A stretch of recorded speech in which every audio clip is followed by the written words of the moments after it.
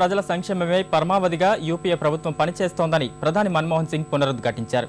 ఉపాధి హామీ పథకమే అందుకు నిదర్శనమన్నారు. కేంద్ర గ్రామీణాభివృద్ధి శాఖ ఆధ్వర్యంలో ఢిల్లీ విజ్ఞాన్ భవన్లో జరిగిన ఉపాధి హామీ దినోత్సవంలో పాల్గొన్న ప్రధాని గ్రామీణుల ఆర్థిక పరిస్థితిలో ఈ పథకం ఎన్నో మార్పులు తీసుకొచ్చిందని చెప్పారు. ఈ కార్యక్రమానికి ముఖ్య అతిథిగా హాజరైన సోనియా ఉపాధి హామీ నిధుల దుర్వినియోగాన్ని అరికట్టాలని సూచించారు. పేదరిక నిర్మూలన కోసం ఇప్పటి వరకు కేంద్రం చేపట్టిన పథకాల్లో జాతీయ ఉపాధి హామీ పథకమే అతిపెద్దదని ప్రధాని మన్మోహన్ సింగ్ తెలిపారు. గ్రామీణుల ఆర్థిక స్థితిలో ఈ పథకం చెప్పుకోదగ్గ మార్పు తీసుకువచ్చిందని ప్రధాని అన్నారు. ఢిల్లీలోని విజ్ఞాన భవన్లో జరిగిన జాతీయ ఉపాధి హామీ దినోత్సవ కార్యక్రమాన్ని ప్రధాని ప్రారంభించారు.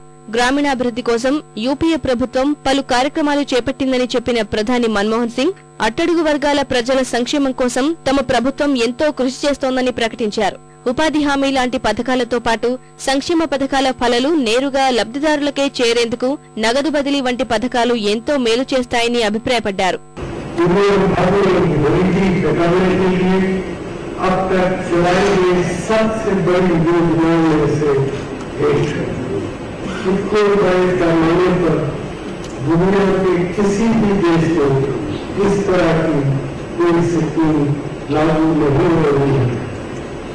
इस योजना से अब तक करीब 8 करोड़ लोग फायदा पा चुके हैं. రెండో హరిత విప్లవంలో ఉపాధి హామీ పథకం కీలక పాత్ర పోషించనుందని ఈ కార్యక్రమంలో పాల్గొన్న యూపీఏ అధ్యక్షురాలు సోనియా గాంధీ అభిప్రాయపడ్డారు. గ్రామాభివృద్ధిని కీలకమైన అంశంగా పేర్కొన్న గాంధీ కలల్ని నిజం చేసే దిశలో చేపట్టిన ఉపాధి హామీ పథకం పల్లె ప్రాంతాల్లో ఎంతో ప్రభావం చూపిందని సోనియా గాంధీ చెప్పారు. संपत्तियों का निर्माण हो जो संपूर्ण ग्रामीण विकास के सार्थक हो सके।